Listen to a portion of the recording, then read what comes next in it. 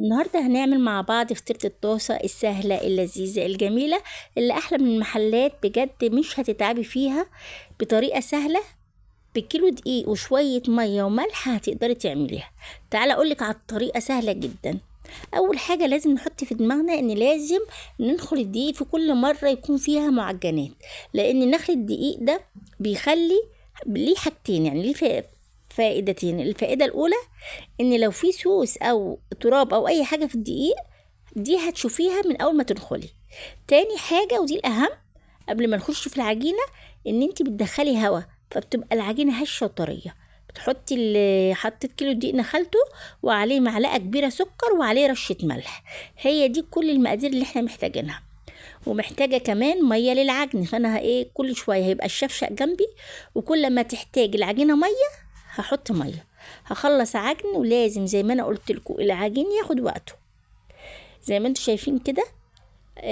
في لسه في دقيق، فهبتدي ان انا احط ميه. مش معنى كده ان العجينه لينه، لا، لسه في دقيق. العجينه هتكون بتلزق زي ما انتم شايفين، وبتلزق جامد زي ما انتم شايفين لازقه في الطبق. ده مش مهم دلوقتي، لاني انا هريحها واسيبها ترتاح ربع ساعه. ومن نجاح الفطير هي ان انت بتريحي العجينه كذا مره. في الفيديو ده هوريكي ازاي بتريحي العجينه كذا مره. كده هي ارتاحت، هبتدي بقى اعجنها تاني. اعجنها مش هحتاج ميه، لان هي زي ما انتم شايفين بتلزق. الراحه دي هتخلي التلزيق يخف شويه، ولكن مش على طول. ايه اللي هيخلي التلزيق ده يروح؟ هتبقى بتلزق حاجه بسيطه. معلقه زيت، هحط معلقه زيت وابتدي اعجن تاني. زي ما انتم شايفين هبتدي ان انا اعجنها بالزيت عجن كويس جدا. الم الزيت فيها وابتدي اعجن. العجينه هتبقى حلوه جدا، ما بتلزقش وجميله معاكي.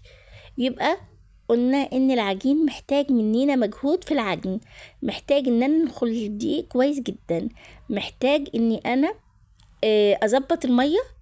واهم حاجه العجينه بتاعت الفطير بتكون بتلزق حاجه بسيطه. احنا عملناها في فيديو قبل كده، جاي مشاهدات، فيديو جميل جدا، هتلاقوه برضو على القناه.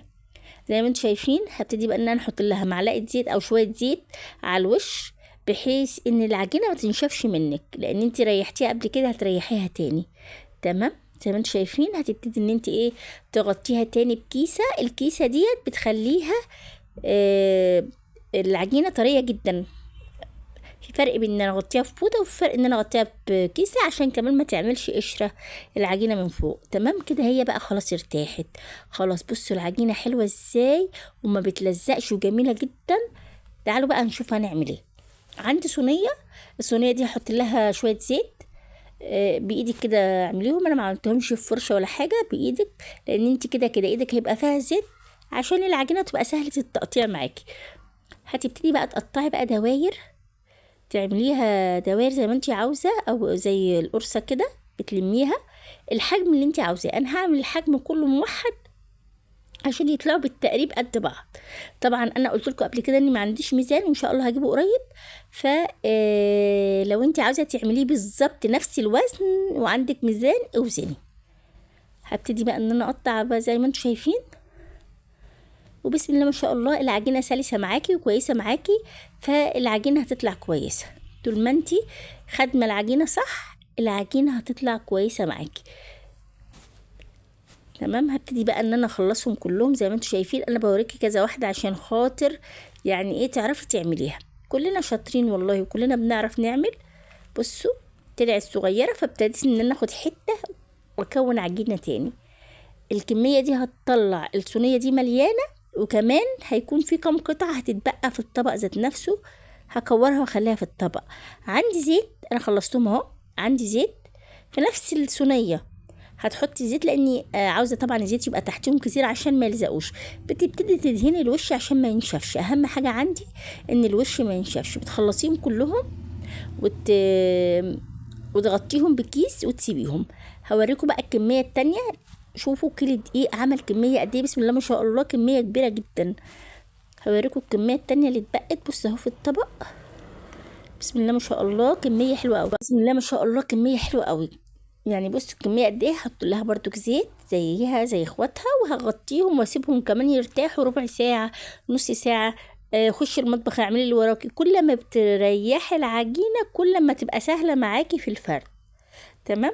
انا هغطيها بقى بكيس، هغطي دي وارجع اغطي دي بكيس تاني، كيس تلاجة بتقطعيه وبتغطي بيه. تمام خلاص، احنا دلوقتي ريحناها وهنيجي نفرد بقى.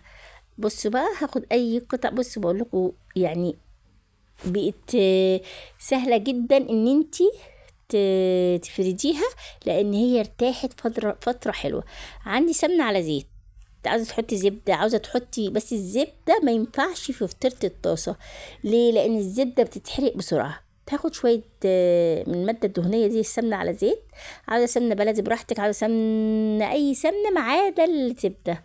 الزبدة ودي نصيحة بجد مني، الزبدة هتسيح وهتتحرق في الصينية على البوتاجاز، لكن لو في الفرن مش مهم. زي ما انتوا شايفين كده، انت بتدهني بتاع دوت الفطيرة سمنة، وتقفليها زي ما انتوا شايفين كده بالظبط من اليمين للشمال. شايفين لفيناها زي الظرف بالظبط، وبتركنيها وتسيبيها ترتاح. هعمل لكم 2 3 ان هي سهله. انت بتجيبي قطعه العجينه وبتفرديها زي ما انت شايفه كده، تقدري تكبريها عن كده، ولكن انا عاوزاها اقراص صغيره كده، يعني فطيره صغيره تديها للعيل مع حته عسل ولا حته جبنه بالدنيا كلها، بدل ما تبقى صغيره كبيره قوي والعيل ما يعرفش ياكلها. لا، هي الصغيره دي بتبقى حلوه جدا. تمام، بتلفي كده وبتلفي زي ما انا، زي الظرف بالظبط، بتقفليه وبتركنيها. هوريلكم واحده تاني كمان، يعني عشان اوريكم ان هي سهله جدا. بتجيبي واحده وبتفرديها زي ما انت شايفه كده.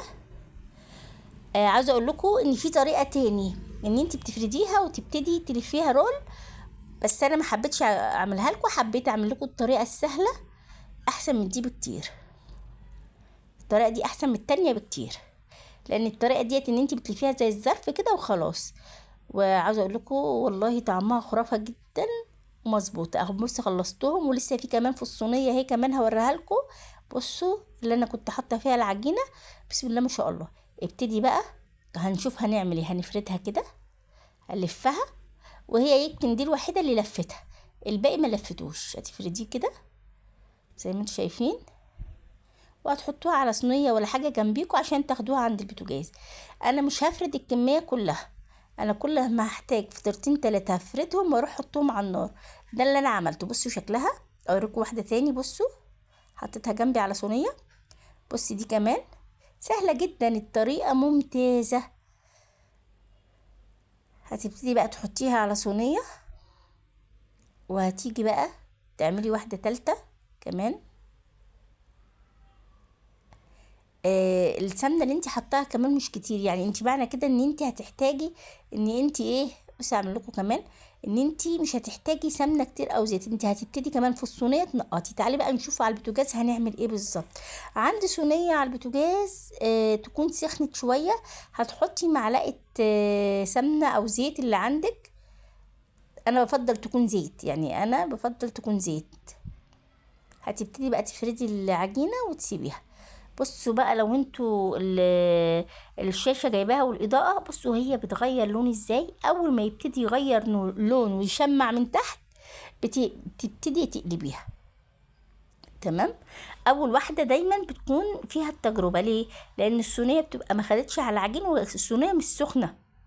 الصينية مش سخنة. حطي بقى كده المعلقة وحاولي تقلبيها على الناحية التانية. بصوا هي سهلة جدا والله. اهي بصي، هتبتدي تطلعيها، هي مش ملزقتش ولا حاجه، هي لسه بتتشمع ملزقتش. اقلبيها. بص هقلبها دلوقتي على الناحيه التانية. بصوا اهي، طبعا هي لسه ما خدتش لون. احنا لسه كل، يعني انت بتاخدي دقيقه زي الرغيف اللي انا عملته او العيش البلدي، انت بتدي الناحيه دي دقيقه والناحيه التانية دقيقه، وبعد كده بتبتدي ان انت تديها اللون. بصوا اللون بتاعها خرافه، مش محتاجة بجد كلام. بصوا شكلها حلو ازاي. خلاص هي هتاخد اللون الحلو، هتبتدي بقى تشيليها. بصوا هقربها لكم كده قدام الشاشة. بصوا هجيب طبعا الحاجة اللي هحط فيها. بصوا شكلها، بصوا والله جميلة جدا. ده الإضاءة كمان ظلماها جدا، والفطيرة طرية جدا. خلاص النار سخنت جامد. هبتدي بقى ان انا احط برضو زي ما قلت لكم معلقة زيت او سمنة اللي موجودة عندك، وهتبتدي تحطيها. بجد جميل جدا. انتي بتحطي حواليها عشان الصينيه ما تتحرقش. وعاوزه اقول لكم معلومه، درجه الحراره لازم تكون مش عاليه جدا. انتي بتوطيها لدرجه شمعه، يعني بعد ما بتحطي الفطيره وتاخد شمعة من تحت بتبتدي ان انت توطي النار شمعة كأنك بتسوي رز كمان، يعني عالية حاجة بسيطة علشان الفطير ما يتحرقش منك وياخد لون من بره بس ما يستويش من جوه. شايفة كده الفطير شكله حلو جدا. المهم زي ما انتم شايفين لازم النار تكون ضعيفة وتاخد شكل من الناحية دي ومن الناحية دي عشان خاطر تستوي كويس جدا. هي ما بتاخدش دقيقتين على بعض، يعني بصوا لو تلاحظوا انا اساسا مش مسرعه في الفيديو، يعني ما خدتش دقيقه من الناحيتين وبتستوي بسرعه جدا، لان انت عاملاها رفيعه مش عاملاها تخينه، مش عاملاها طبقات. لو انت عاملاها طبقات كنت هقولك ان هي هتاخد وقت.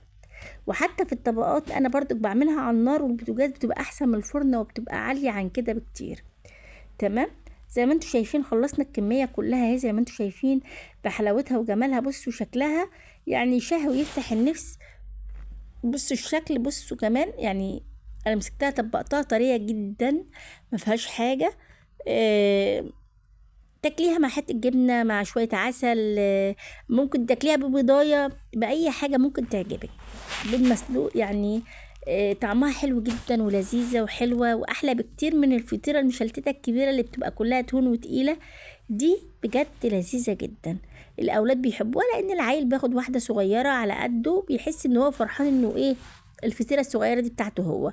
بصوا جمالها، على فكره هي كانت سخنه جدا ما كنتش قادره امسكها. بصوا شكلها. هقطع لكم واحده تاني عشان اوريكم. بصوا الجمال، بصوا الجمال بتاع الفطير والله العظيم حلوه جدا من غير حلفان. هي جميله.